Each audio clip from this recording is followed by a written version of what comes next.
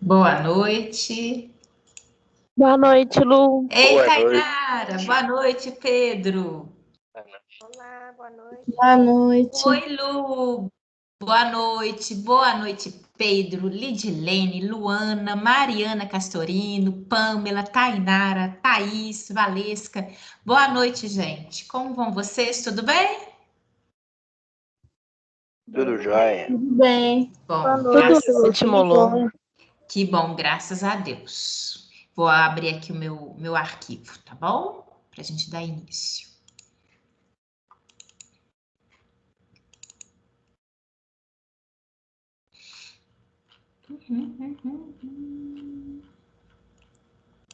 Muito bem, deixa eu compartilhar com vocês. A Júlia está entrando. Boa noite, Júlia. Aqui. Gente, aqui. Acho que agora foi. Ok. Isso. Acho que agora eu tô compartilhando. Todo mundo tá vendo? Aqui. Eu estou vendo, sim. Então, tá bom. Então, agora, deixa eu ver aqui. Tem mais gente. Alice, Pamela. Deixa eu ver, admitir todas. Ok, Alice. Isso, já admiti. Ok, gente. Bom ver vocês. Vamos dar início agora, tá? Hoje nós vamos dar prosseguimento, né? Semana passada a gente iniciou o nosso assunto e hoje nós vamos dar prosseguimento. E antes em si, eu queria saber, vocês leram o artigo que eu encaminhei para vocês? Vocês tiveram a oportunidade de ler? Vocês chegaram? Ótimo. Eu li. Ótimo, tá? Porque a gente vai iniciar com ele. Vou aqui o Felipe, deixa eu só admitir o Felipe. Isso, o que você falou, Pedro? Desculpa, eu não ouvi. Bem curtinho, bem pequeno. Não é? Simples, básico, né? Mas eu acho que é interessante porque ele trata justamente assim do essencial, né? Para a gente aqui nesse ponto inicial que a gente está na biologia molecular, é justamente isso que a gente discute, né? Nessa fase introdutória. Então, eu acho que ele eu até me empolguei em encaminhar para vocês, porque eu acho que é uma leitura fácil e é bom para a gente poder discutir. Eu quero saber o que vocês acharam sobre o artigo, o que vocês entenderam assim de referências básicas, o que vocês comentam a respeito do artigo? Falou de uma pesquisa lá que é bem comum, né? Para descobrir se está com alguma parasitose, algum vírus, alguma bactéria. E falar alguns métodos que é mais novo, mais avançado, mais tecnológico. Exatamente. Mais alguém? Eu fiquei curiosa de saber como que funciona os microchips que eles usam. Eu fiquei muito curiosa sobre isso. Isso, a gente vai ver, Thaís.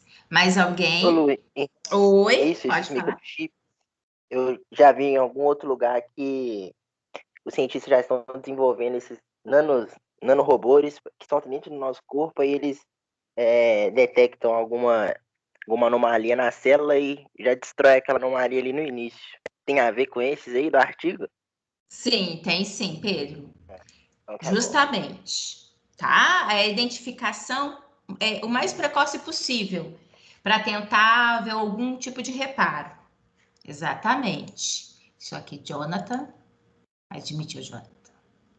Isso.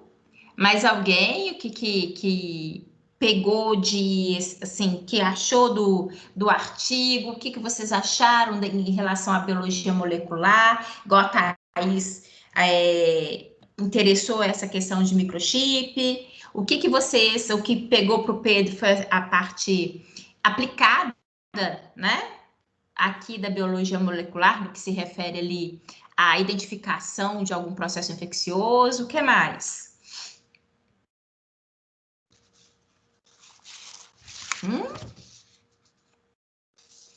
Não? Olha só, então, quem porventura, gente, não teve oportunidade de ler, eu Não deixe depois de ler, não, tá? É interessante, não só para gente, porque ele dá, né, um pontapé aqui, ele é até um artigo que não é muito recente, né? Afinal de contas, ele é de 2006. Mas como ele é bem simples, uma linguagem fácil, e eu acho que é justamente isso importante para quando nós estamos iniciando sobre um assunto, né? Em termos de uma matéria, então é bom a gente ler a esse respeito, ele traduz justamente isso. Como utilizar a biologia molecular, né? E eu acho que tem alguns pontos aqui que nós vamos destacar, que a gente pode, né, até pegando o comentário aí do Pedro e da Thaís, e que a gente pode dar início à nossa conversa. Primeiro, chama a atenção aqui de vocês, reparem que ele coloca para a gente algo que é fundamental. Deixa eu admitir aqui, gente. É a Júlia caiu. Aqui. Bem, ele coloca para a gente algo que semana passada eu pontuei para vocês, que a biologia molecular, na verdade, ela tem esse início a partir da década de 50, né? Com Watson e Crick fazendo ali a proposta da estrutura do DNA, né? Então, a partir do momento que eles fazem essa descoberta, e ela é fundamental, né? Porque aí consegue-se trabalhar com o material genético, né? E logicamente aí ele abre portas para como, na verdade, nós podemos identificar sobre várias circunstâncias, né? A fazer a descrição ali do DNA, a identificação do DNA, pode dar origem ali a teste de paternidade, identificação por exemplo, em situações de perícia, né? Então, isso aí é muito importante. Então, abre um caminho muito grande. Grazi. Ok, Grazi. Um caminho grande a ser explorado, né? E uma situação que chamou a atenção ali, né, que o Pedro comentou, que essa é uma revista brasileira de coloproctologia. Então, ela é direcionada. Então, é uma revista direcionada em que ela busca falar sobre a biologia molecular, mas é lógico que eles puxaram um pouco, né? Do que, por exemplo, possa ser utilizado a biologia molecular para a identificação de alguns aspectos relacionados. Até eles mencionaram aqui no texto câncer de colo, né? Enfim, então obviamente eles colocam por esse lado a possibilidade de identificação de alguns processos patológicos e enfatizando ao sistema digestório, né? Inclusive eles citaram até a possibilidade de identificação, por exemplo, de processos infecciosos e até mesmo neoplasias no sistema digestório, né? E aí ele abre frente. Afinal de contas, o título dele é um título amplo, né? Pesquisa em biologia molecular. Como fazer? Então, ele não fala não só apenas desse ponto de vista, mas ele precisa apontar de que a pesquisa em biologia molecular ela tem outros campos, né? E outras perspectivas, que é, inclusive, o que a gente vai começar a dar início aqui hoje, eu pretendo, quando a gente começa a trabalhar com técnicas, né? E aí, inclusive, situações em que técnicas mais precisas, mais elaboradas, como o que chamou a atenção da Thaís, né? Microchips, e realmente são situações que vão sendo identificadas e possam ser aplicadas de uma maneira mais elaborada, ampliando, né, o uso da biologia molecular sobre vários aspectos, tá? O que eu chamo a atenção de vocês também é que no artigo ele trabalha, né, ele até coloca aqui pra gente a importância dessa descoberta do DNA e aí a construção do saber sobre os ácidos nucleicos, DNA, RNA, e ele enfatiza. Tem gente aqui aguardando. E ele também enfatiza aqui para a gente A questão, aqui, que tem hora que para admitir some.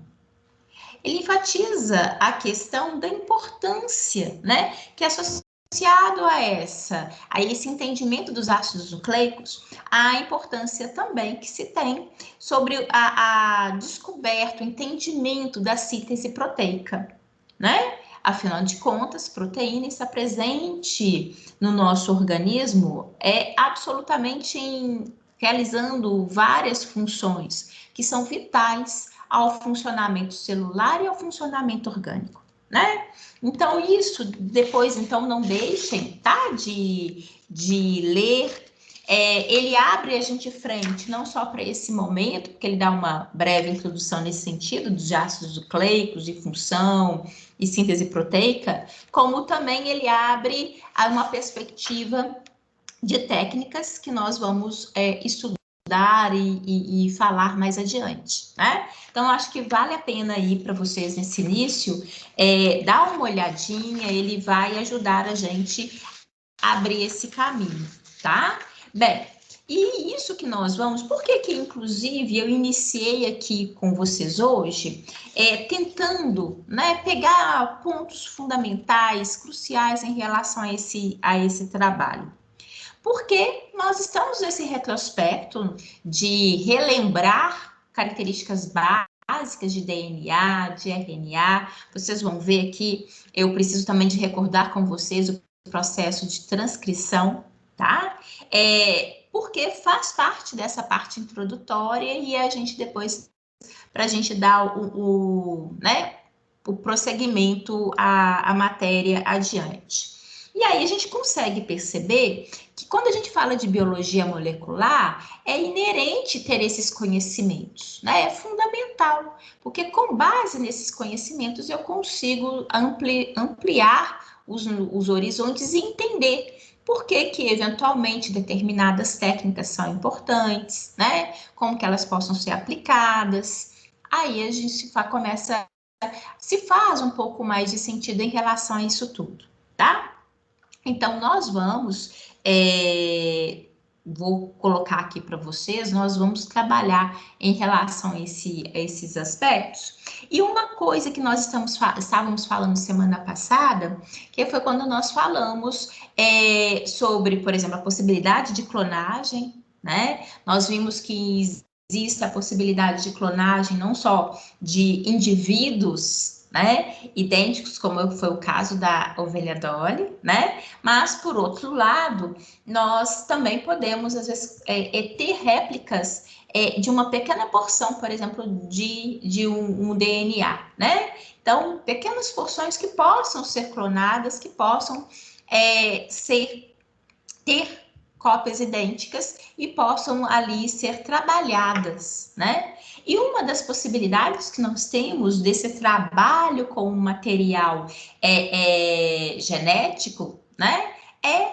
Realizando o processo de transgênico, né? E aqui eu até coloco para vocês esse conceito de transgênico, que são literalmente organismos. A gente utiliza isso muito, sabe que nós consumimos muito mais transgênicos do que a gente às vezes imagina, que são organismos que tiveram, né, que adicionaram a ele um gene que não pertencia a ele originalmente, que ele, né, foi incorporado e que está agora associado ali àquele vegetal, àquele fruto, enfim. Nossa, semana passada eu até coloquei para vocês um vídeo em que colocava, né, na Embrapa a importância da biologia molecular ali nas pesquisas daquela instituição, né? Hoje, inclusive, eu vou colocar para vocês um vídeo que eu achei interessante, porque ele coloca a maneira, né, como eles têm de melhoramento, por exemplo, do arroz, né? O melhoramento que eles conseguem realizar do arroz, que envolvendo justamente aí processos e situações que visam, né, fazer com que aquele alimento seja tenha, muitas das vezes, uma situação proteica, seja mais rico do ponto de vista proteico, seja mais resistente a danos, né? Afinal de contas, ali na hora de ter numa plantação, ele acaba sendo mais resistente a pragas, a um crescimento mais rápido, mais adequado, né? E também tendo propriedades que normalmente é o que é mais encontrado, que é mais procurado pela sociedade de uma maneira geral. Então, nesse conjunto, tudo isso que se faz utilizando-se, né, dessa o melhoramento genético, utilizando-se da biologia molecular, que está sempre muito associado aí ao nosso dia a dia e essa situação bem prática que é do ponto de vista alimentar, né? Nós até semana passada nós comentamos em relação a isso, que é o fato, né, da importância das pessoas conhecerem, debaterem sobre isso, né? Afinal de contas, muitas das vezes as pessoas consomem alimentos e ela nem tem a real noção do que ela, né, que aquele alimento ele teve uma melhoria. Vou aqui colocar para vocês esse vídeo, só um minutinho, que eu acho que ele abre para a gente também uma perspectiva em relação ao processo em si e o quanto que está associado ali ao nosso dia a dia. Só um minutinho. Já vou colocar para vocês. Deixa eu pôr aqui. Compartilhar. Aqui, incluir o som. Dá uma saudade danada de laboratório, vocês vão ver. Na hora que mexe, né? Mostra assim pra gente. Olha só.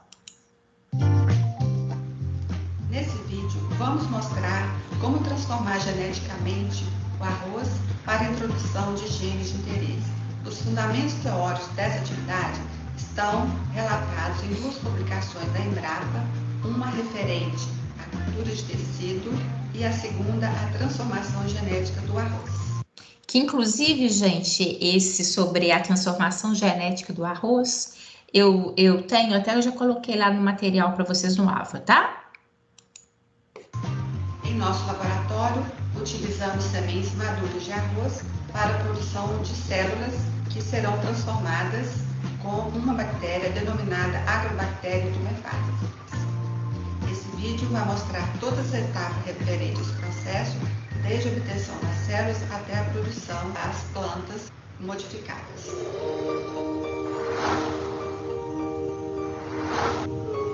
Inicialmente, é necessário desinfestar as sementes descascadas. Para isso, elas são colocadas dentro de um recipiente contendo água estéril, agitando e descartando a água. Em seguida, adicionar álcool 70% e agitar por 1 minuto. Após descartar o álcool, adicionar hipoclorito de sódio 2,5% e agitar por 20 minutos. Após esse tempo, descartar o hipoclorito e lavar as sementes com água por 8 vezes. No último enxágue, deixe o mínimo de água em contato com as sementes.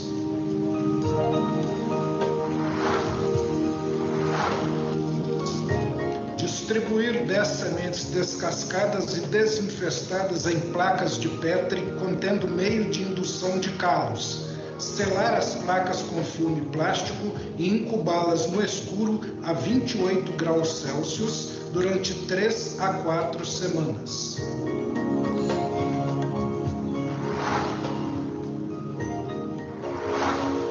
Após 3 a 4 semanas, é possível observar na região escutelar do embrião a formação de calos e unidades embriogênicas que crescem na superfície do meio.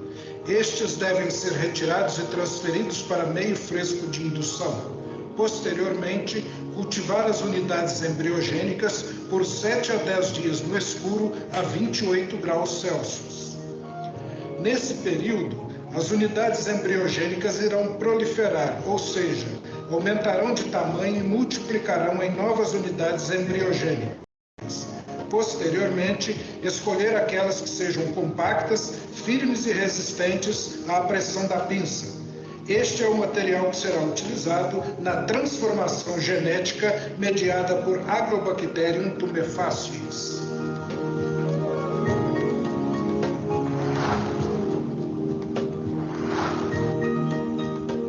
No dia da cocultura dos calos, com a Agrobacterium, coletar toda a cultura bacteriana da placa e transferir para meio de cultivo líquido, suplementando com acetosseringona, que é importante para ativar os genes responsáveis pela transferência do tDNA para a célula da planta. Em seguida, transferir 25 ml da suspensão diluída para a placa de Petri. As unidades embriogênicas são imersas nesta suspensão por 15 minutos sob agitação manual. Depois de 15 minutos, descartar a suspensão com o auxílio de uma pipeta sorológica. Em seguida, transferir as unidades embriogênicas para papel de filtro autoclavado e rolá-las gentilmente sobre o papel para retirar o excesso da suspensão bacteriana da superfície dos calos. A secagem das unidades embriogênicas é um ponto crítico para evitar o redesenvolvimento da Agrobacterium no meio de cultivo. Transferir 10 unidades embriogênicas por placa e incubar por 3 dias no escuro a 25 graus Celsius.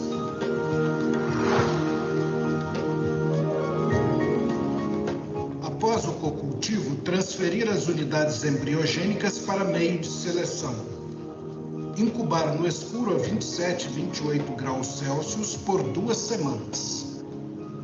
Após esse período, várias unidades embriogênicas deverão necrosar, enquanto outras formarão pequenas unidades globulares e esbranquiçadas que proliferarão ao redor das unidades embriogênicas. Estas unidades são consideradas potencialmente transformadas. Os calos proliferados ao redor de cada unidade embriogênica são transferidos para novo meio de indução contendo os antibióticos e o agente de seleção apropriados, onde permanecerão por 1 a 2 semanas.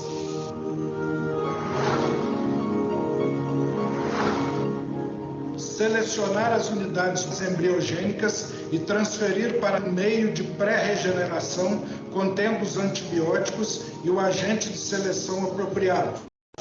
Incubar no escuro a 27 e 28 graus Celsius por 1 semana.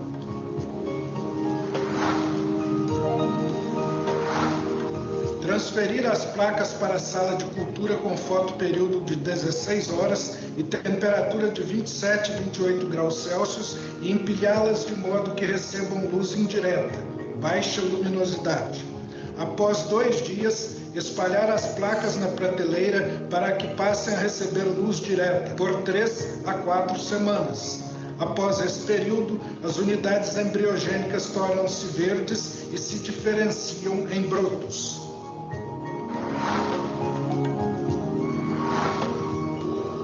Separar cuidadosamente os brotos do tecido original quando estes atingirem aproximadamente 2 centímetros de altura e transferi-los para tubo de ensaio contendo 25 ml de meio de enraizamento.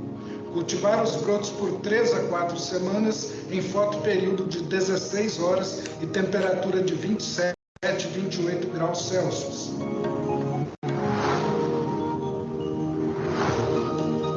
Após esse período, eliminar o gel das raízes das plântulas e cortar folhas e parte aérea antes de serem transplantadas para copos contendo substrato vegetal.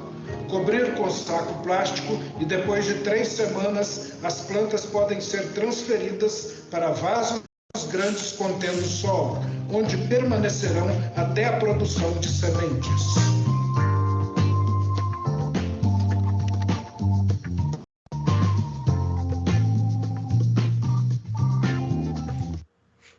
Quando a gente vê assim, dá uma saudade do laboratório, não dá? Muito bom, Lu. Ainda mais que é com planta aí que eu fiquei com mais vontade ainda. Aí, tá vendo, Pedro? Dá muita vontade. Eu acho que isso é importante pra gente também, e eu vou tentar aqui, né? Porque na Embrapa, na verdade, ali tem um arsenal, eles trabalham muito com a biologia molecular no melhoramento, né? De produtos. O que eu achei mais Então, legal isso. nesse aí, Lu, foi que eles não foram a nível molecular para fazer o melhoramento. Não, né? Eles literalmente fizeram, interferiram geneticamente, mas não precisaram de interferir ali no DNA, né? Exato. E isso são técnicas que eles utilizam, que eles estão ali no dia a dia, né? Que para eles já é algo corriqueiro e ao mesmo tempo bastante trabalhoso, né? Depois dá uma olhadinha, Pedro. Agora eu não sei ao certo em qual unidade. Depois eu vou olhar, porque ele também é um trabalho de mais de 40 páginas. Que foi o trabalho que ela citou e colocando para vocês, né? Da qual a gente consegue ter melhoramento, né? Desde o aspecto em que eles conseguem, aí no caso, fazer com que a planta tenha inclusive rendimentos muito maiores, né? Uma das questões que eles colocam muito, todo esse emprego que se faz do ponto de vista alimentar, gente, tem uma grande justificativa de fazer com que nós tenhamos uma maior produção, né? E ao mesmo tempo que seja satisfatória a demanda que é crescente de alimentos para nós, né? Com qualidade e com uma maior robustez ali em termos mesmo de quantidade, né? Então, isso ajuda muito a justificar todo esse empreendimento que se faz e que nós precisamos verificar que a aplicação de tudo isso que a gente observa aqui, desses encontros a partir de Walks and Click, né? E que, logicamente, com todos aqueles respaldos que nós comentamos semana passada, que eu lembro até da Luana comentando, da importância ética, que ela é fundamental, mas que a ciência, né? Que a gente sempre tiver isso em consideração, a ética em primeiro plano, nós podemos também alcançar voos muito grandes utilizando-se da genética e biologia molecular, né? Porque aí sim, desde situações mais simples ou até mesmo mais elaboradas, onde você tem alterações, mas sempre, né? Se o norte for a questão da ética, tem muito que se possa trabalhar sem interferir, respeitando e tendo como cuidado, né? Obviamente aí até mesmo a preservação das características das espécies, tá? Então acho que para a gente é importante e até para a gente perceber o tanto que aquele aspecto, né? Onde que nós colocamos, eu não sei, né? Alguns de vocês tiveram genética comigo, outros não, mas a gente sempre coloca, né, quando a gente coloca para vocês ali na genética, a gente coloca aquele dogma central, né, que é a característica do DNA, características básicas que ele precisa de ter, que é a replicação, a transcrição, né, porque ele vai replicar, dando duplicação a outro DNA, e ele precisa ser transcrito em RNA, porque aí eu tenho a mensagem, eu tenho a informação para que possa haver a síntese proteica.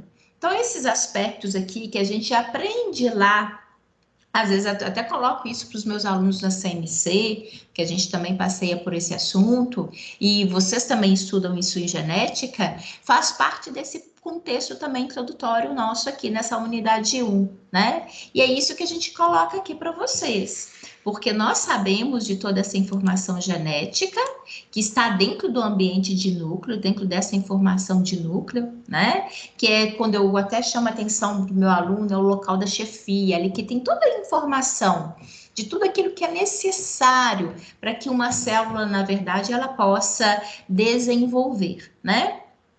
Bem, mas nós observamos, semana passada eu recordei com vocês os aspectos, né, do cromossomo, é uma estrutura onde nós observamos a fita de DNA absolutamente enovelada, né, no qual ela está ali armazenada, está ali de uma maneira condensada, né, que é muito característico, isso também que nós vimos, em que ela está condensada, quando a célula entra em processo de divisão celular, ela se condensa ainda mais, mas que nós observaremos um material menos condensado justamente no momento da transcrição, né? Então, isso é algo que é importante a gente ali lembrar, são características que nós vimos isso lá no passado, né? Que a gente precisa retomar para a gente, porque isso interfere em alguns pontos. Lá, quando a gente for trabalhar mais em relação a técnicas, né?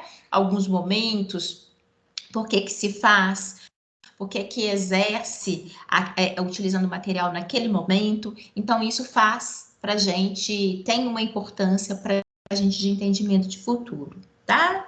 Bem, em relação à estrutura de DNA, isso é clássico, né?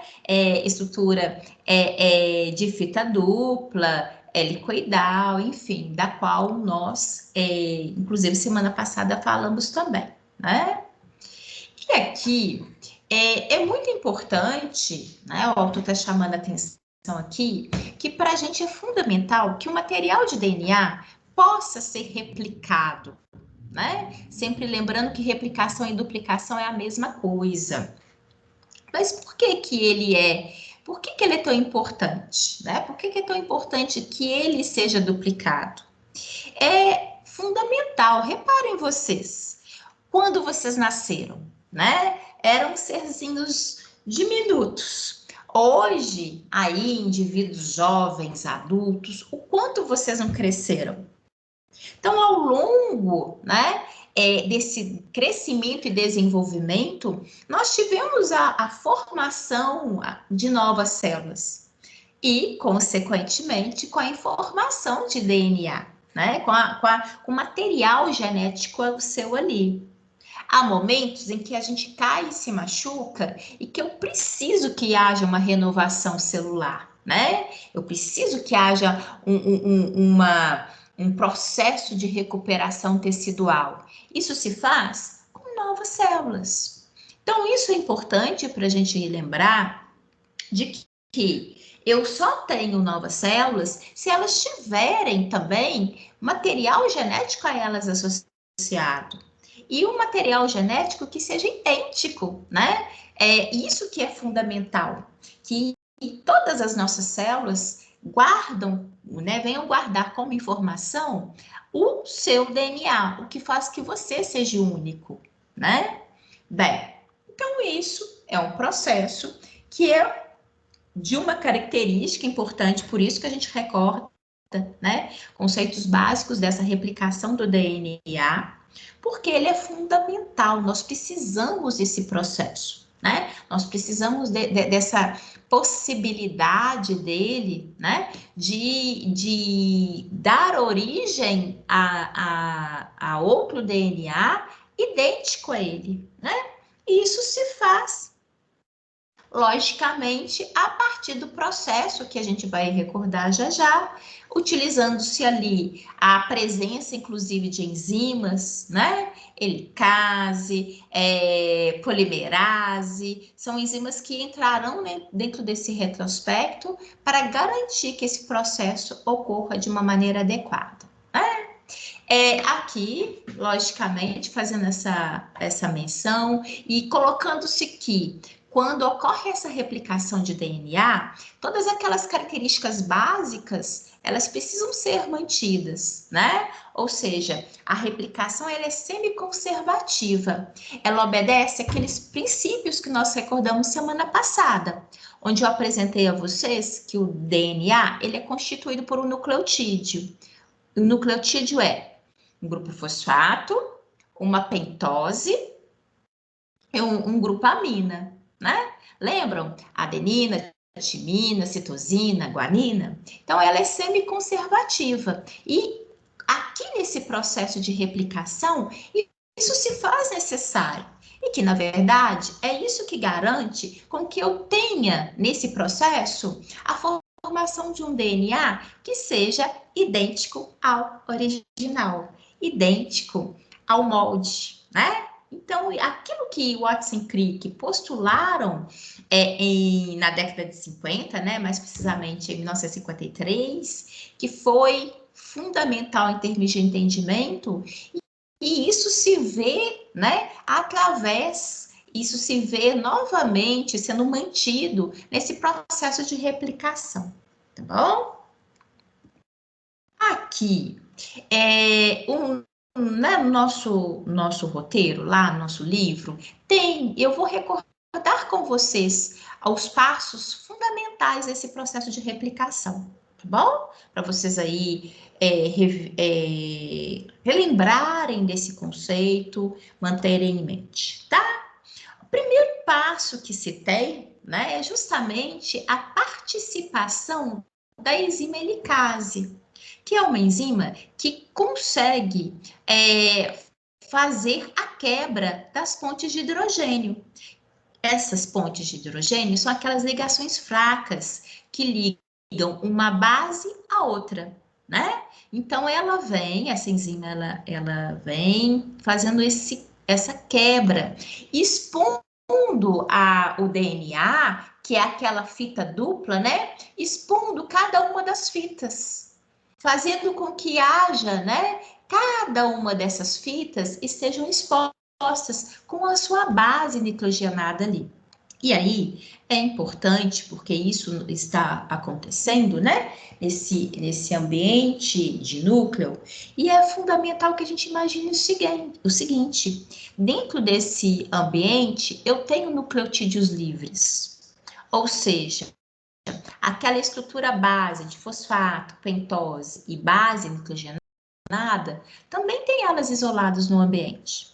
Então, quando desse processo, né, quando tem a exposição dessas fitas, se ficou ali uma adenina, existem nucleotídeos livres, por exemplo, com a base timina, que se aproxima. É aí a característica de ser semiconservativa, né? Porque aquele princípio de paridade das bases se mantém. Então, a partir do momento que fica uma base, ocorre literalmente o aparecimento, a aproximação desses nucleotídeos complementares, né? Bem, uma coisa também que sempre se faz, aqui deixa eu pegar, né? Em termos de imagem que facilita. Olhem só, houve aqui a exposição, né? Da fita, que é ela que fica como uma fita molde, tanto de um lado quanto do outro, né? O autor até colocou aqui como DNA original, tá? E aí, o que é importante? Importante é a participação de uma outra enzima, que é a enzima DNA polimerase. Essa enzima, ela vai fazer com que, na verdade, ocorra inicialmente, inclusive, um processo de revisão. Por que um processo de revisão? É importante a gente imaginar que erros podem ocorrer. Na hora que eu falei com vocês que diante de por exemplo, aqui eu tenho, imagina que esse azulzinho é uma timina, né? E essa daqui uma adenina. Na hora que ele aproxima, ele realmente, essa é a tendência de aproximar bases complementares. Mas e se porventura aproximar uma base que não faça um pareamento correto? A enzima DNA polimerase 1, ela pode e deve fazer essa revisão, verificar se durante esse processo, né, de pareamento, ocorreu um pareamento adequado, ou se ainda precisa haver alguma troca naquele processo. Caso necessário, há essa troca para tentar, né, justamente, eu até falo com os meninos, é como se fosse um checklist, né? Na hora que você faz uma revisão para ver se de fato está tudo certinho. E é interessante nesse processo que, a partir do momento que se estabelece que o pareamento ocorreu, nós temos, né, a enzima ligase que vai restabelecer as pontes de hidrogênio.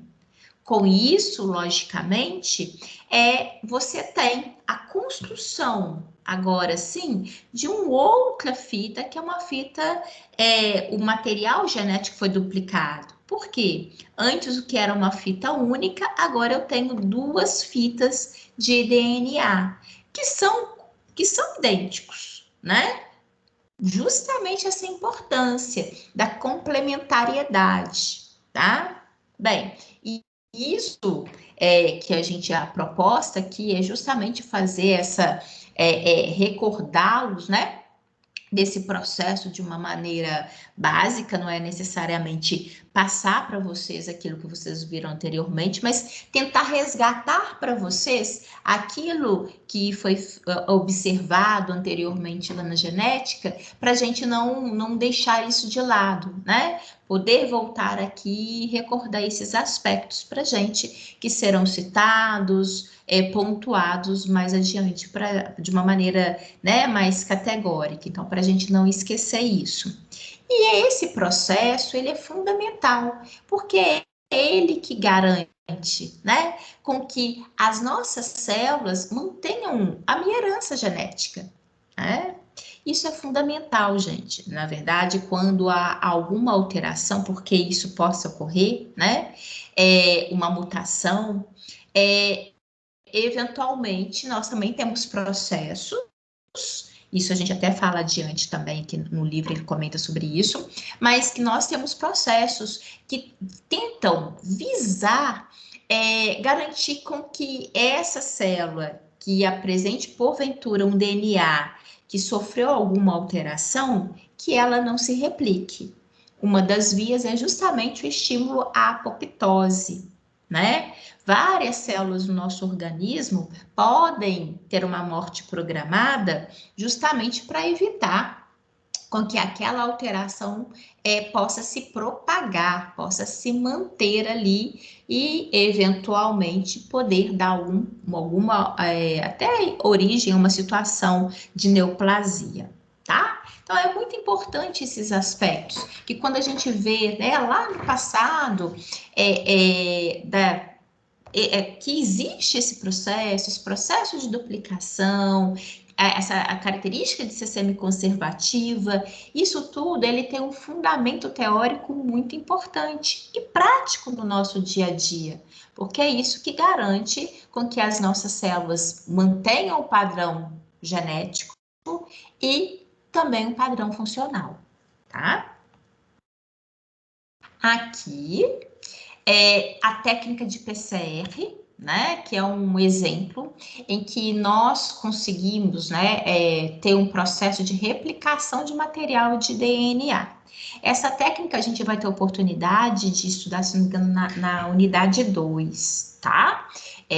Vou mostrar para vocês, inclusive, as etapas. Mas, porque ela nada mais né, que reação em cadeia da polimerase, que é justamente quando a gente tem a oportunidade de amplificar milhares de vezes uma determinada parte do DNA, né? Então, é uma situação experimental, laboratorial, em que a gente consegue fazer essa replicação, né, em que nós possa ser extremamente útil sobre vários aspectos, inclusive da identificação, né, na situação de perícia, por exemplo, que às vezes a gente possa vir a ter um material genético que está de difícil de observação, então ele amplifica-se milhares de vezes para facilitar a identificação, para, de repente, também até no sentido de processos infecciosos, amplifica e muito aquele material genético para que tenha, né, com uma margem de segurança maior, com uma assertividade maior de que se trata de uma determinada espécie, algum determinado, por exemplo, patógeno, tá? Bem, e o PCR, ele realiza, vocês vão ver que é um processo relativamente fácil de ser realizado, né? Que extrai o DNA de várias partes, né? Possa ser de estrutura óssea, tecido, enfim, extrai o DNA do indivíduo e chama atenção também, muito importante. A gente tem aqui uma tendência a muito focalizar DNA, aplicação no ser humano, mas essas técnicas elas conseguem trabalhar, né, com outras células, animais e vegetais, tá? Então, embora às vezes a gente seja tendencioso, ele também acaba sendo aplicado também para outras espécies, tá certo?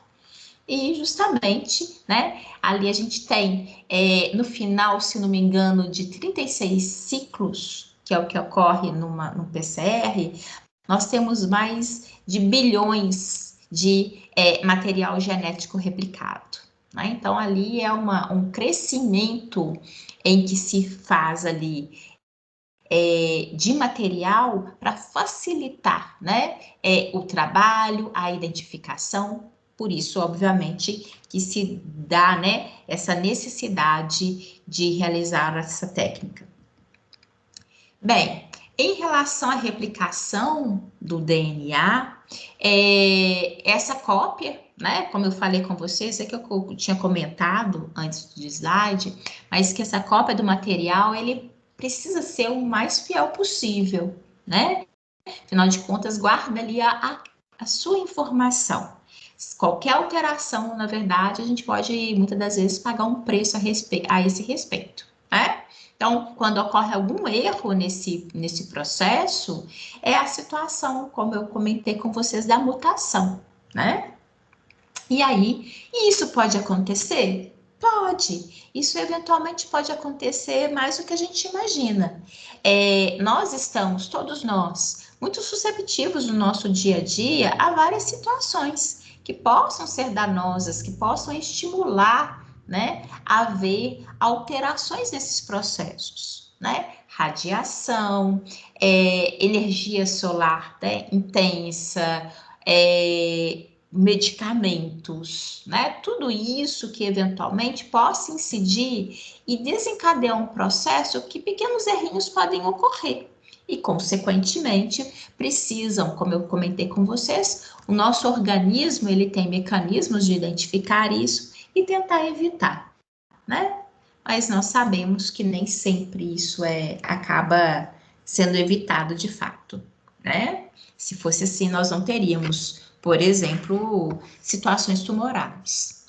Coloca aqui justamente, né, para vocês recordarem, aqui seria uma cópia correta, quando se mantém um pareamento do que a gente fala semiconservativo, né?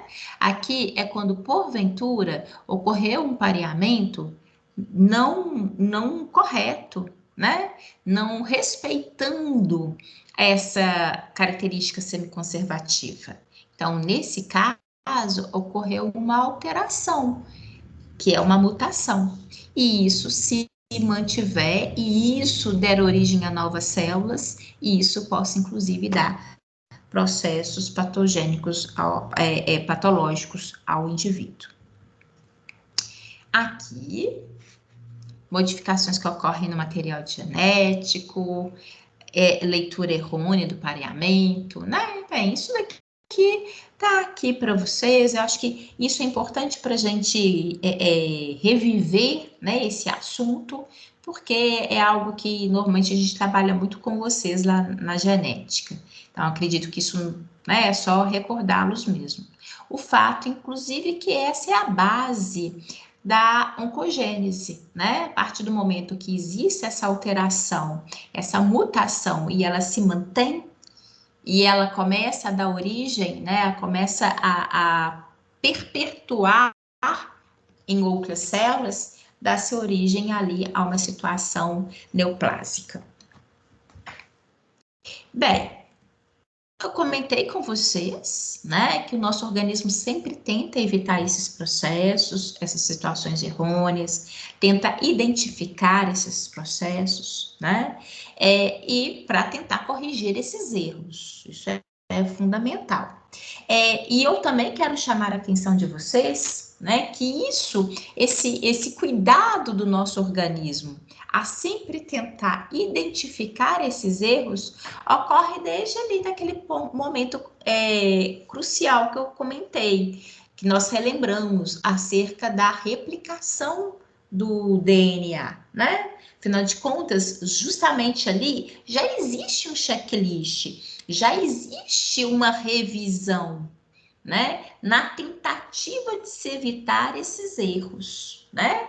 Mas, assim como nós, no nosso dia a dia, nós somos passivos, né? Afinal de contas, de erros, de situações que você fala assim, nossa, eu tentei tanto, e ainda assim, né? Passou com esse erro? Sim, né?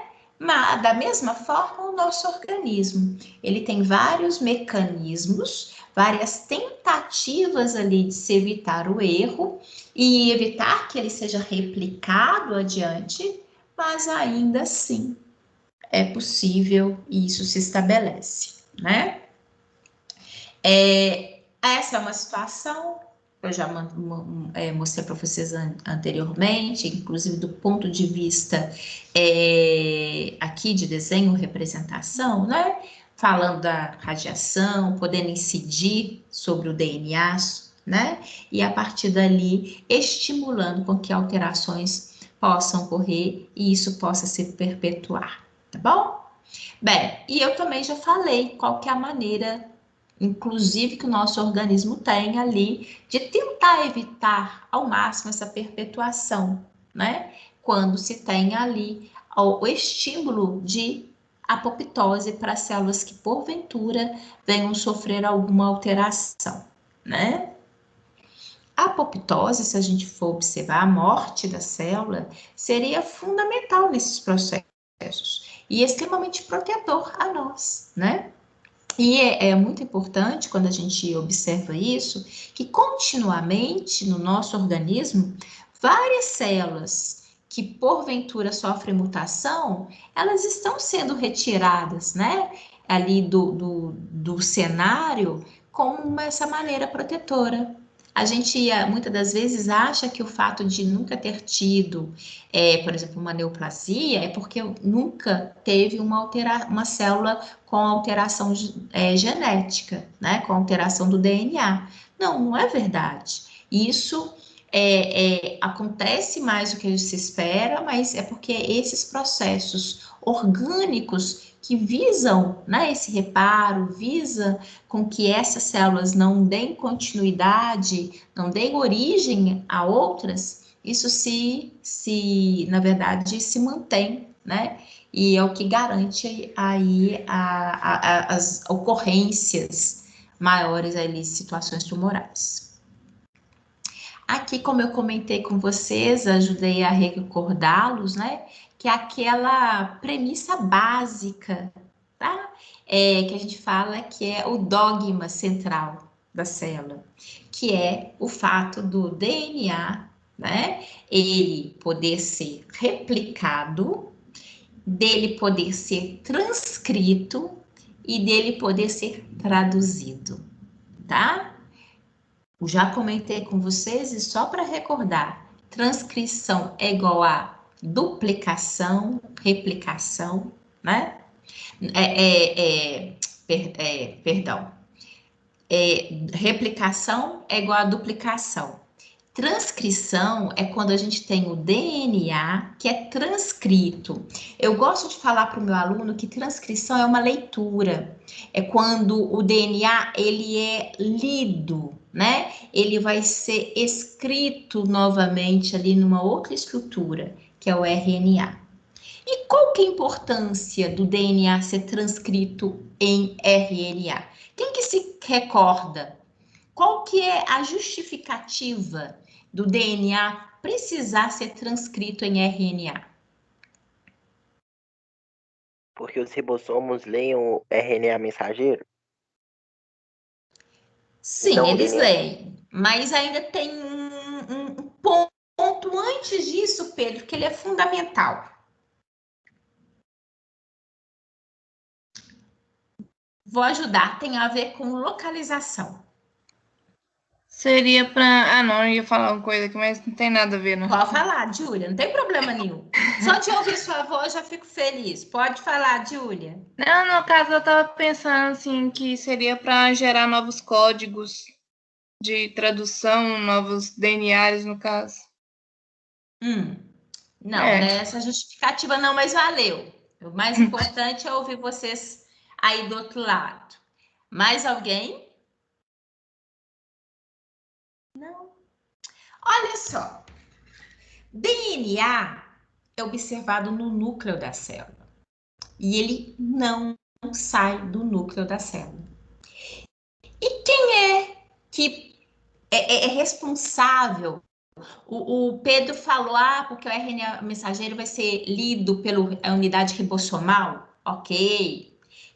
Ribossomo está no citoplasma.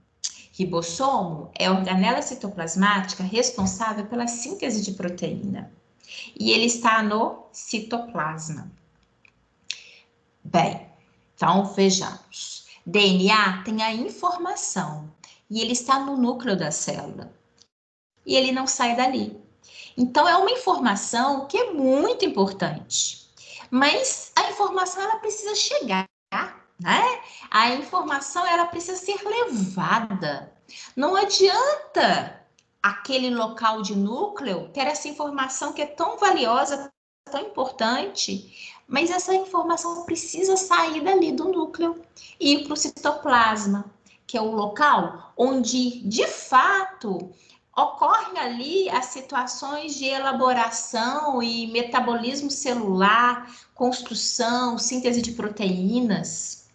Bem, então, o DNA, por não sair do núcleo, ele precisa fazer com que a informação que esteja contida nele vá para uma estrutura que tenha a condição de sair do núcleo e ir para o citoplasma. E isso se faz no ácido nucleico RNA. E ele né, nós até vamos recordar daqui a pouco, existem 3 RNAs. O RNA mensageiro, ribossômico e transportador. O RNA mensageiro, ele até recebeu esse nome... Espera, aqui deu uma... Poxa, estão me ouvindo? Sim. Sim? Não, é porque aqui no meu computador ele falou assim, espere, estamos tentando te reconectar. Então tá, tanto é que a minha tela agora... Ok. Qualquer coisa, viu, gente? Eu tô voltando já, porque isso vira e mexe está acontecendo. Não precisa assustar, não. Bem, então voltando ao raciocínio. O RNA mensageiro, ele recebe essa nomenclatura justamente porque ele é um mensageiro, ele está trazendo a mensagem que veio do núcleo e que tem a capacidade, né, de chegar até o ambiente citoplasma e ali poder ser lido pela estrutura de ribossomo. Bem, como eu comentei com vocês, nós temos o RNA transportador, ele transporta, né, aminoácidos, e o ribossômico, que é justamente o que esteja ali associado às unidades ribossomais, porque essas são as estruturas, os ribossomos são as organelas que têm a função, a capacidade de pegar essa mensagem e literalmente produzir proteínas. Então, quando a gente vê isso, né, esse processo, esse dogma central celular, é importante que a gente consiga entender qual que é a função dele, né? Por que isso é tão importante? não é um capricho, não é simplesmente para colocar o RNA ali como um participante. Não, está associado a essa característica do DNA estar, né? Porque nós estamos falando de uma célula eucariota, de células eucariotas, que tem o seu material genético, o DNA, inserido dentro de uma unidade de núcleo, bem delimitada, envolvido pelo envoltório nuclear, né? Então, isso é fundamental. Então, é por isso que o DNA precisa ser transcrito em RNA. E esse RNA é o RNA mensageiro. Este RNA mensageiro, ele consegue, né, sair pela unidade de núcleo e agora interagir no ambiente citoplasmático. E só para recordar vocês, né, de que as estruturas de proteína são formadas por unidades básicas de aminoácidos, né? Ali é fundamental. Na verdade, uma proteína, ela tem mais de 100 aminoácidos.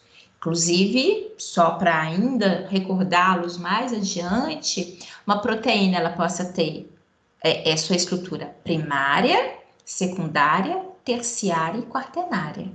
Quanto mais, né, por exemplo, no sentido de quaternária, nós podemos citar uma até que daqui a pouco a gente, acredito, a gente vai comentar, que é a hemoglobina, né? Nós vamos comentar sobre ela. Hemoglobina que tem 574 aminoácidos. Então, olha só a quantidade, né, de aminoácidos que, de fato, estão ali perfilados para compor essa estrutura proteica.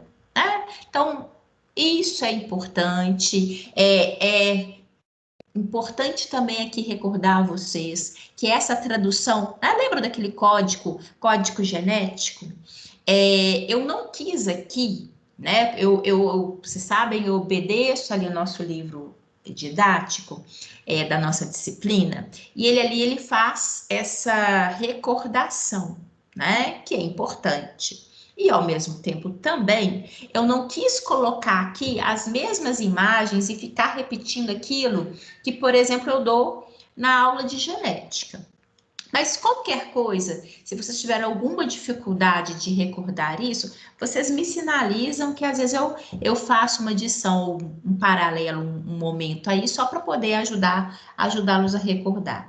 Tá? Mas o fato é que aí eu preciso só que vocês recordem que para essa tradução ocorrer, né, a gente tem ali o código, né, o código genético, constituído por aquelas 64 sequências, né, de 64 unidades ali de aminoácidos, dos quais vão, né, poder dar origem à constituição proteica, tá bom?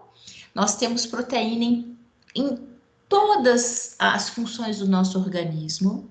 Por isso que a gente fala, até o artigo ele aponta isso. Eu acho que vale a pena, quem não leu, dá uma leitura em relação a isso, porque ele pontua justamente isso.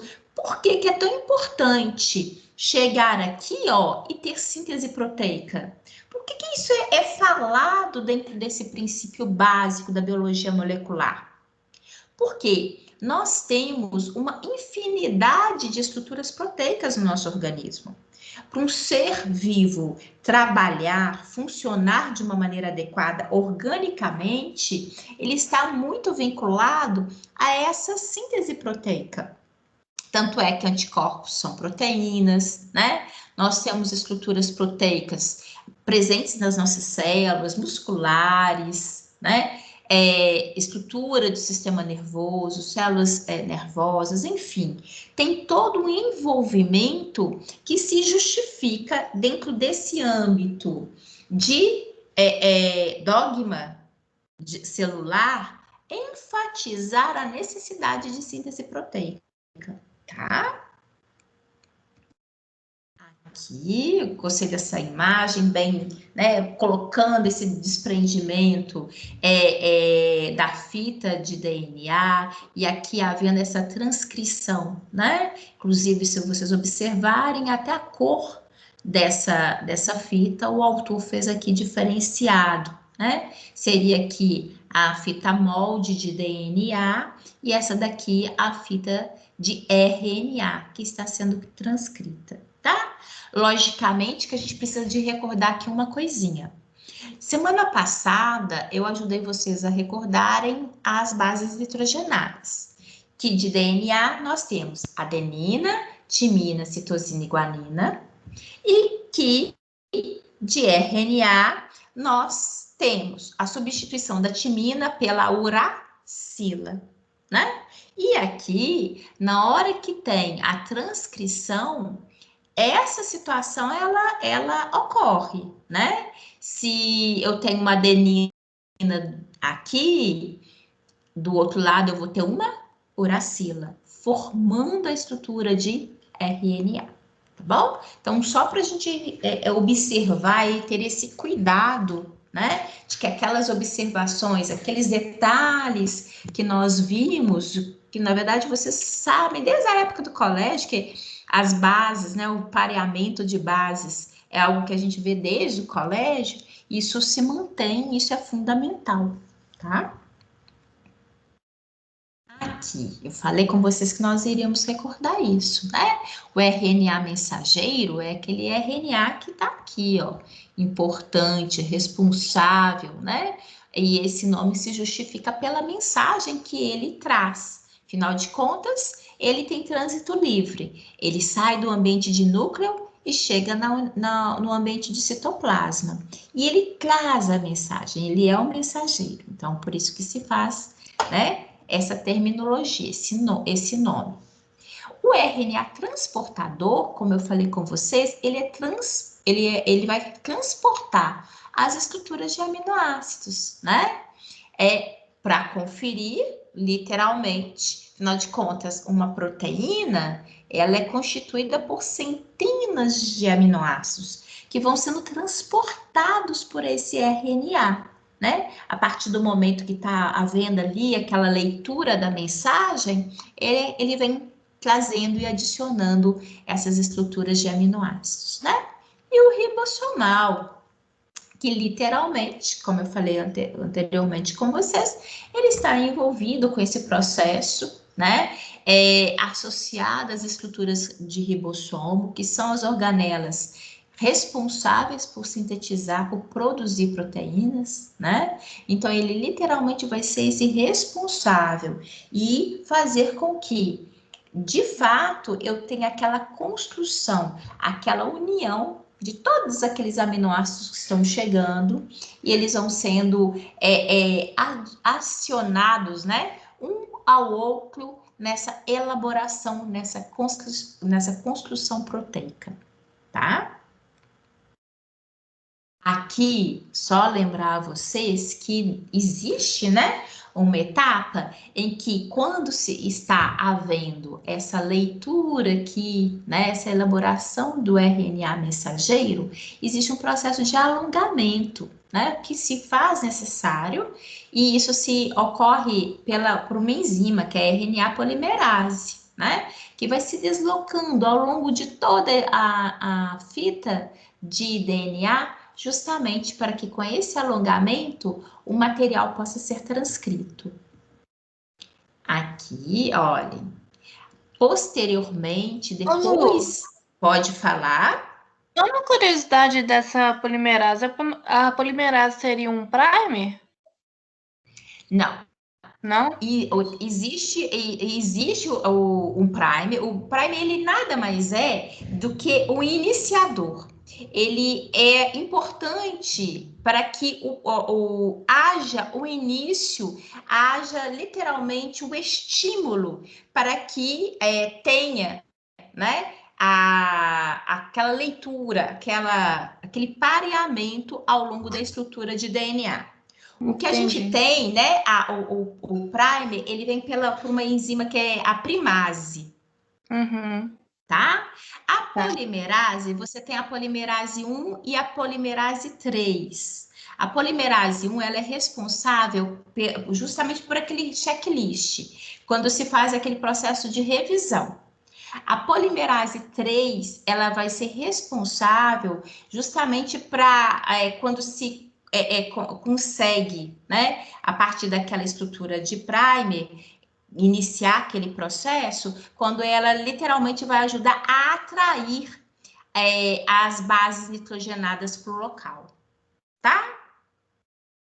Tá bom, obrigada. Nada, tipo. Aqui. E isso é fundamental, né? Para que esse processo todo ocorra de uma maneira homogênea, de uma maneira a poder, né, ter essa construção. E aqui, perdão, porque aqui com a pergunta da Júlia eu voltei e eu não finalizei isso aqui. É importante lembrar também que posteriormente a esse processo em que houve, né, duplicação, transcrição, que a estrutura de DNA volte ao seu contorno, ao seu formato inicial, tá? Ou seja, qual que é o formato inicial? Dupla hélice, né? A estrutura de dupla hélice e esse contorno helicoidal. Então, isso é importante, né? Isso se faz e esse processo ocorre que ele denomina-se de elongação. Faz com que, de fato, a estrutura de DNA que serviu de molde volte, né, ao seu aspecto inicial, tá? Aqui, como eu falei, e chamando a atenção, né, que no final, ó, a estrutura de DNA, ele volta, né, ao seu formato inicial, tá? Obviamente, para dar continuidade a estrutura ali se mantenha, né?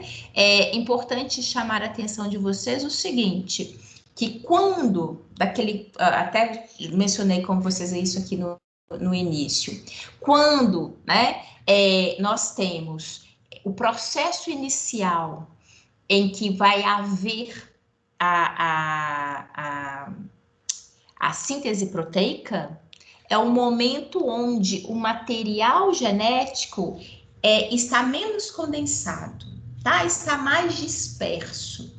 Quando ele está mais condensado, é um momento que, inclusive, é o maior momento ao longo da vida de uma célula, ela tende a apresentar o seu material genético, o seu núcleo mais condensado.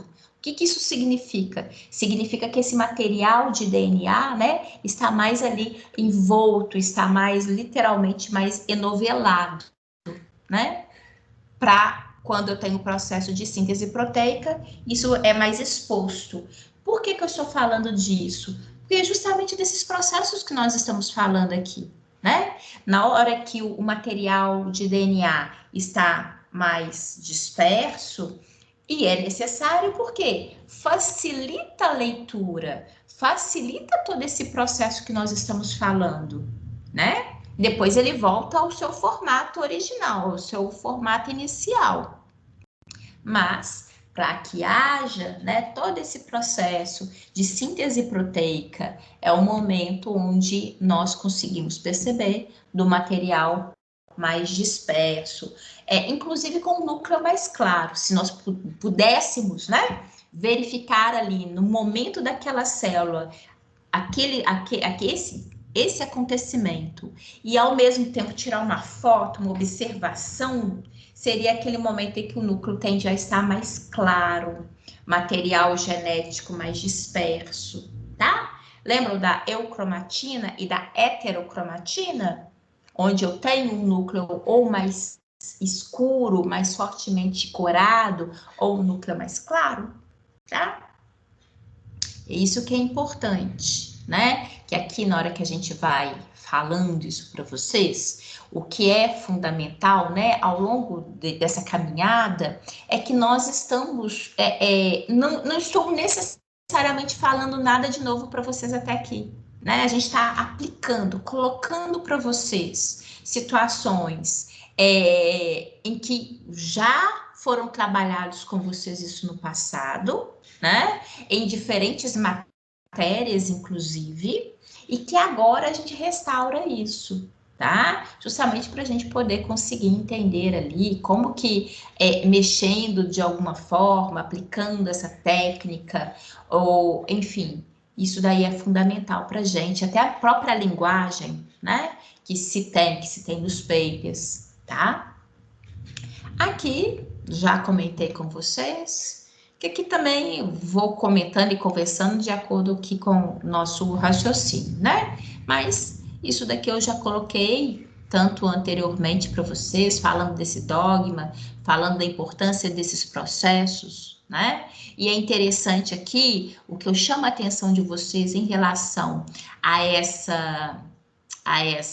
esse desenho, né? Que já apareceram desenhos semelhantes antes, que o autor coloca aqui para gente, justamente esses dois passos que são muito importantes e que são diferenciados. Um que é a transcrição e outro que é a replicação.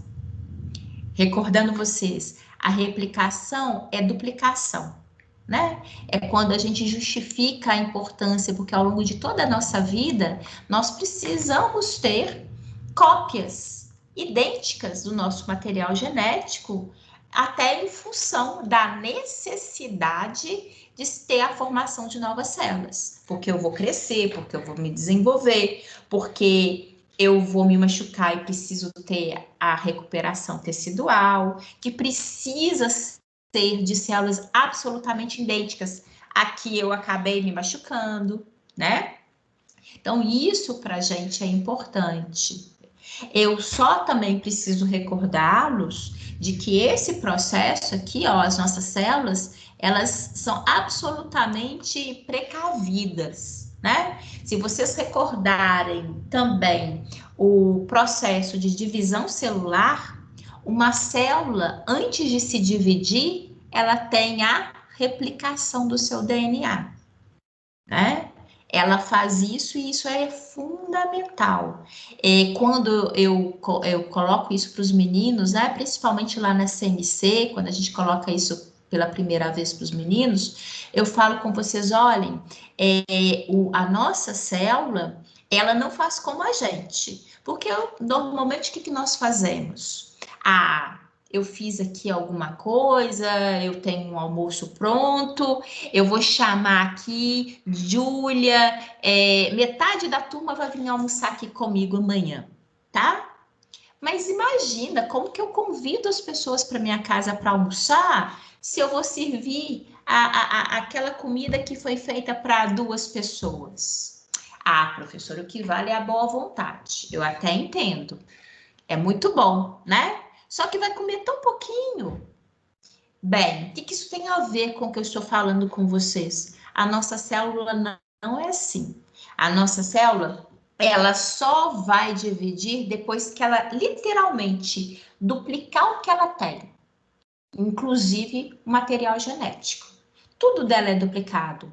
Ela não vai aceitar dividir migalha. Ela vai dividir aquilo que é de direito.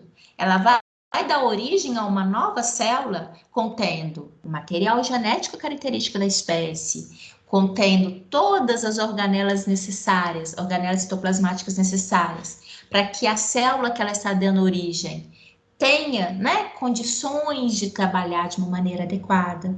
Então, eu até uso essa linguagem para os meninos ali naquele momento entenderem, mas eu acho que é válido recordar com vocês, né? Principalmente porque, como a gente acaba precisando de recordar um arsenal de situações do passado, para vocês se fazerem entender ali no material, conseguirem recordar isso, né?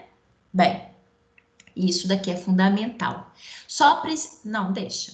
Aqui, transcrição, né? Foi o que a gente falou. Material de DNA sendo transcrito em RNA mensageiro com aquela importância fundamental, porque ele sai desse ambiente de núcleo e consegue ir para o ambiente de citoplasma. E aí, trazendo essa informação, trazendo essa mensagem, né? o RNA mensageiro, a partir do momento que existe ali, nesse ambiente de núcleo, a organela citoplasmática ribossomo, ele vai conseguir sintetizar, né? Lembrando que sintetizar significa produzir proteína, tá bom? Só recordando aqui, nesse desenho, essa estrutura de proteína, vocês lembram em que estrutura que ela está aqui representada?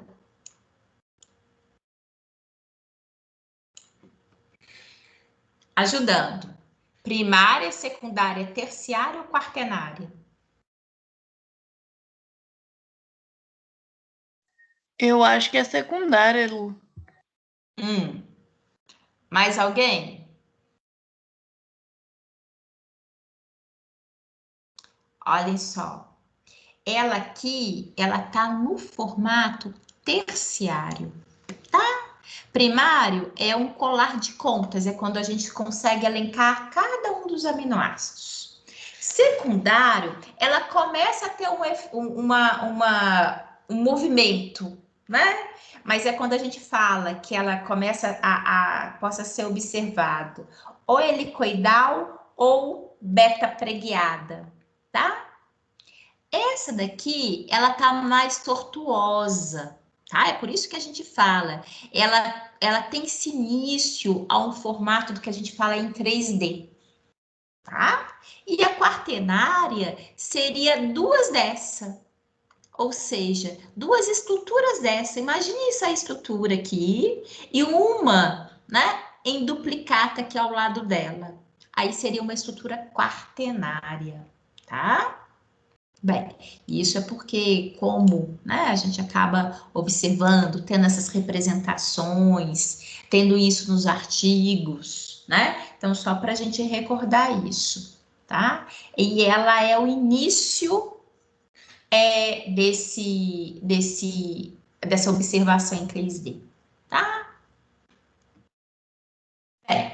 Há uma coisa aqui importante, é o seguinte, sempre, né, que a gente fala desse dogma central nas células eucariotas, nós estamos falando dessa setinha que está aqui em preto, olhem, que é DNA, transcrito em RNA, traduzido e sintetizando proteína. Só que nós temos, né, uma exceção. Alguns vírus, tá? Eles fazem o inverso, a partir da transcriptase reversa. O que eles fazem inverso? De RNA, eles literalmente têm informação em DNA. Como assim? Por que disso? Aí a gente precisa de lembrar de uma característica dos vírus. Lembram que os vírus, o ácido nucleico dele ou é DNA ou é RNA, né? Eles não têm os dois. Vírus é uma estrutura, inclusive a gente fala que ela é uma estrutura que ela não é, né? Um ser vivo, tem aquela discussão, né? Que a gente acredita que não seja considerado um ser vivo, e ela é um parasita intracelular obrigatório, né? O vírus, ele tem única e exclusivamente um único ácido nucleico. Então, aqueles que apresentam RNA, né, acaba com que o material, né, como eles possuem o material genético, o RNA, em vez do DNA, a molécula original deles, ela possa ser copiada e revertida em DNA, tá? Então, é uma exceção a essa regra, mas de uma maneira específica a esses vírus que apresentam exclusivamente com material genético RNA, tá? Aqui vocês vão ver que a gente apresenta, né, dentro dessa unidade 1, a gente aqui não vai necessariamente entrar em detalhes, a gente cita um pouco da eletroforese, tá? Porque ela é muito empregada justamente nesse estudo do material genético, estudo do DNA.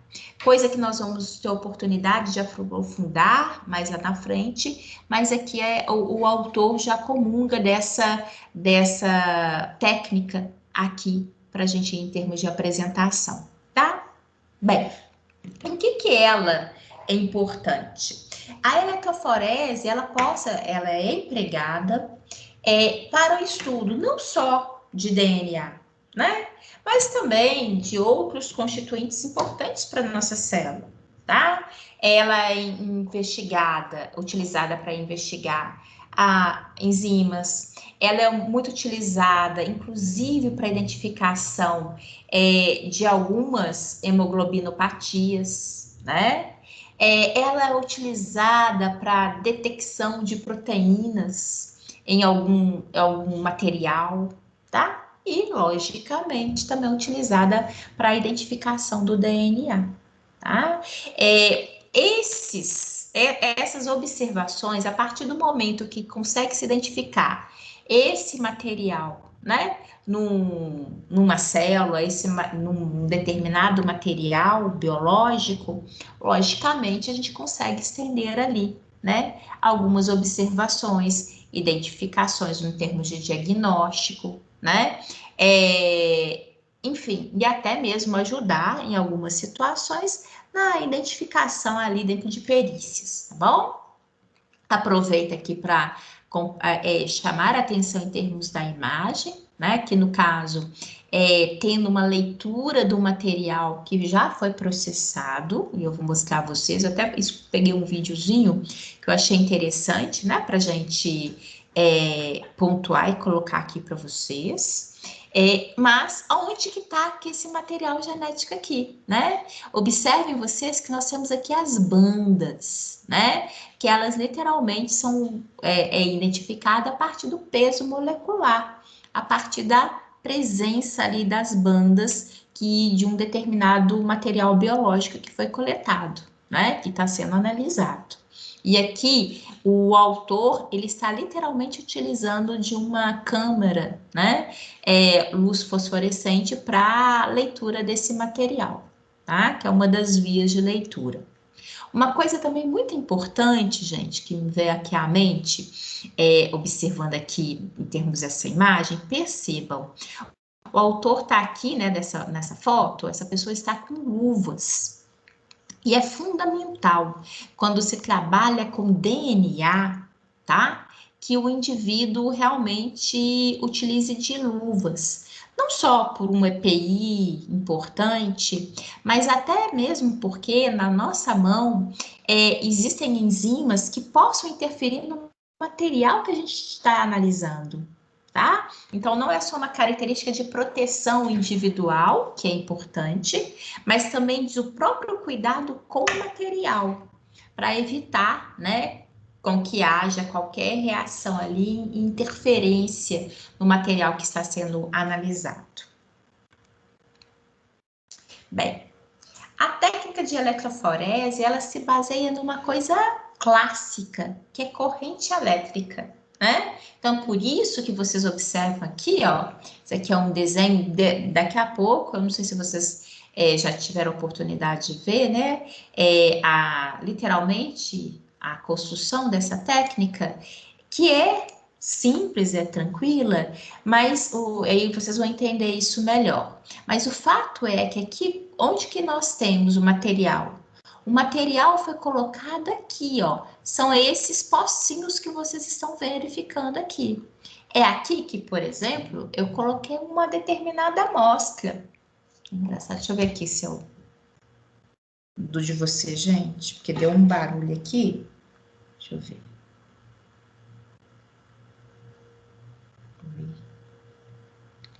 Oi, não, agora eu vi, Bruna me escreveu alguma coisa aqui. Mas eu acho que tá tudo resolvido. Deixa eu ver se Bruna tá aqui. Tá, não, tá. Então, tudo bem. Não é nada. Então, olhem só. Então, aqui, ó, é o material que, porventura, a gente quer analisar. Vocês vão ver daqui a pouco. É aqui que se coloca, né, as amostras. Bem, aqui, ó, esse azulzinho que vocês estão vendo aqui é o gel, tá? tá? Vocês vão ver, esse gel, ele é construído ali, a gente primeiro faz uma solução, né? Ele pode ser gel de agarose ou de poliacrilamida, tá? Que eu vou mostrar a vocês já. Mas, inclusive, de agarose é um dos mais usados, tá? E aqui, ó, esse material, o que ele se baseia? A gente coloca o material aqui, esse ambiente, ele vai ser embebido por uma solução tampão, tá? Afinal de contas, é corrente elétrica, então ela precisa de ter uma via condutora, tá? Então, ele vai ajudar nesse processo. E aí, esse material está sendo colocado dentro, logicamente, né, de um suporte ligado a uma corrente elétrica. Por isso que a gente está vendo aqui, né, literalmente como uma pilha, né? E existe um polo negativo e um polo positivo. E se liga esse material. Em que ele se baseia? De que o material que está aqui contido, ele tende a correr, né? A se direcionar em carga oposta.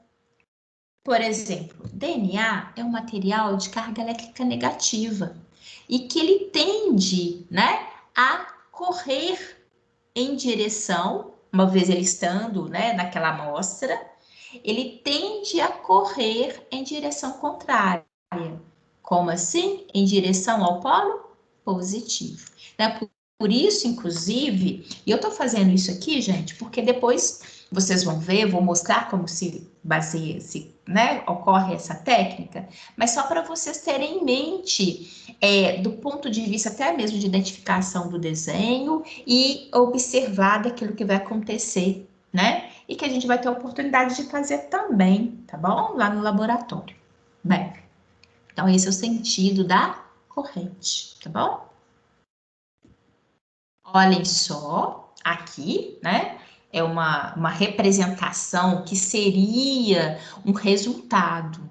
Como assim? Olhem, aqui há uma amostra A, B, C e D, tá?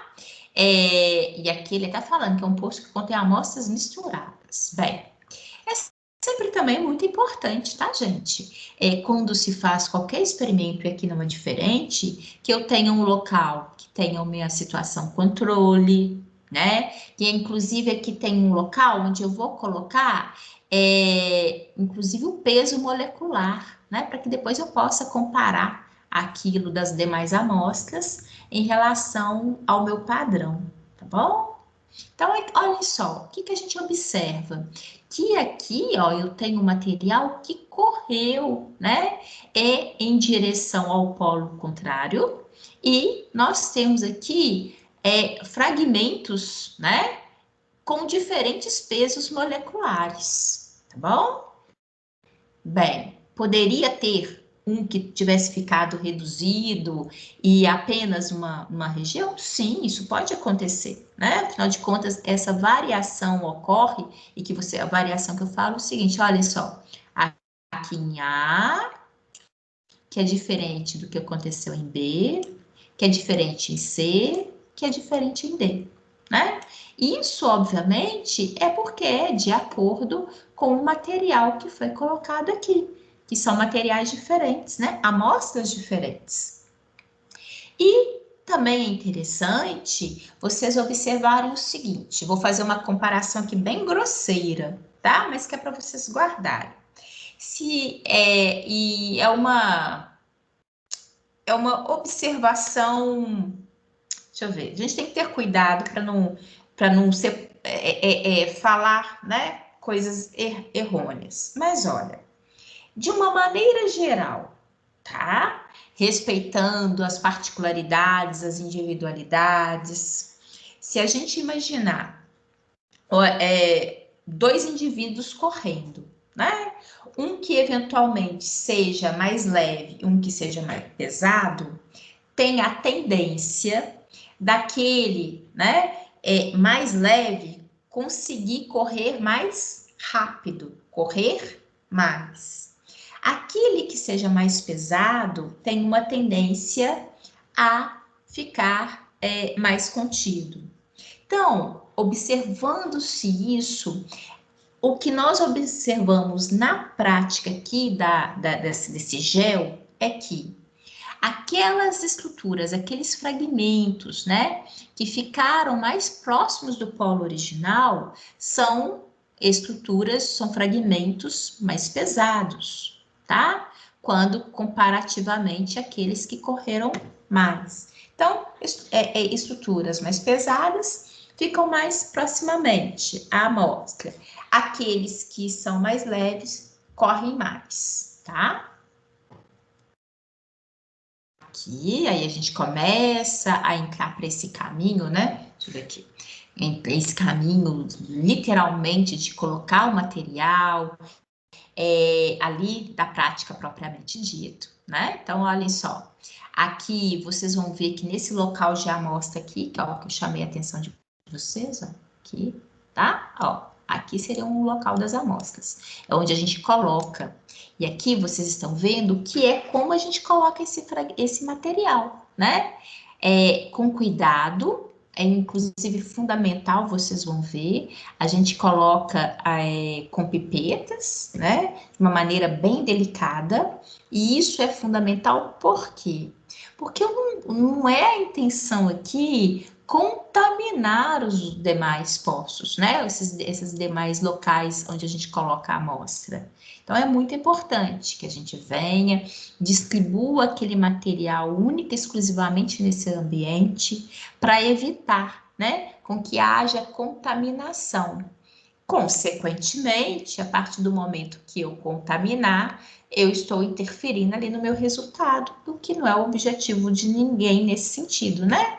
Porque se a gente quer, logicamente, avaliar, eu quero avaliar cada uma dessas amostras na sua totalidade, né? Sem haver ali mascara. Oi, pode falar?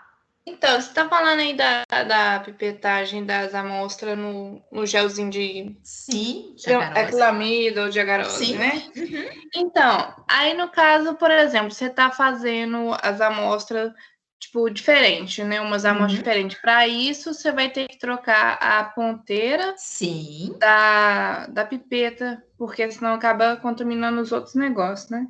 Sim, sim, Júlia. Isso é fundamental. E é interessante que, embora fundamental, às vezes esses errinhos podem acontecer, né? Tem que ter um cuidado muito grande quando se faz essas técnicas. Que elas, por mais que elas sejam até tranquilas de serem realizadas, né? Fáceis, hoje em dia são técnicas já corriqueiras no ambiente laboratorial, mas são detalhes que são fundamentais, porque qualquer coisinha, realmente, se tiver, igual eu até chamei a atenção, o uso de luvas, não só por uma característica de proteção sua, né? Se você estiver mexendo com material de DNA, mas também para não interferir no material, esse cuidado de isolamento. Nesse caso, normalmente, sabe, Júlia, o que se faz? A gente já coloca a micropipeta dentro do Eppendorf, tá? Justamente para a gente, assim, não esquecer. Deixa eu pegar aqui, ó. Aqui, micropipeta seria uma estrutura como essa, né? Bem fininha, bem delicada. E aí, só Eppendorf, na hora que eu falo, vai ter a imagem mais à frente. Não vou passar não, senão vai fugir daqui do escopo.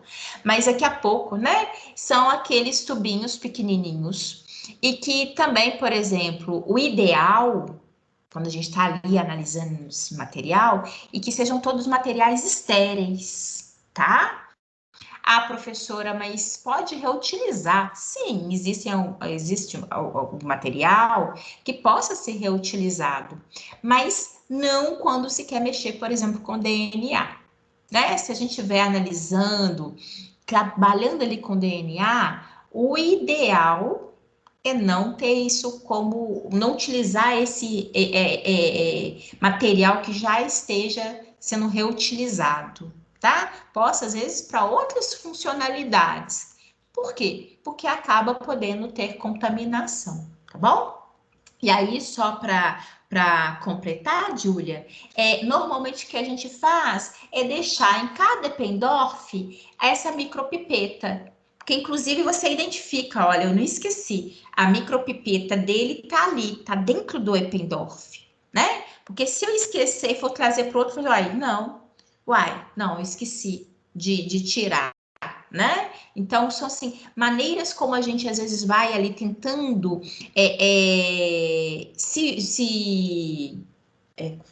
fugiu a palavra, se policiar, né? Para minimizar a ocorrência de erros. Porque, eventualmente, os erros você vai ter na hora que você for tentar analisar os seus resultados. Você vai, gente, mas isso aqui tá... Não tem lógica, né? Enfim, possa atrapalhar bastante em termos ali dos resultados, tá? Da observação. Ou comprometer, né? Literalmente, porque a gente tem que imaginar que essas técnicas não são utilizadas só ali numa pesquisa, numa situação de pós-graduação. Elas também são empregadas muito ali no âmbito de diagnóstico, ambiente laboratorial de análises, né? Enfim, vamos fazer o seguinte, eu tô vendo aqui que a gente já passou, né, no nosso momento de intervalos. Vamos para o intervalo e a gente continua. Inclusive, eu vou passar um videozinho para vocês também, tá bom? Tá Então, bom. beijão para vocês.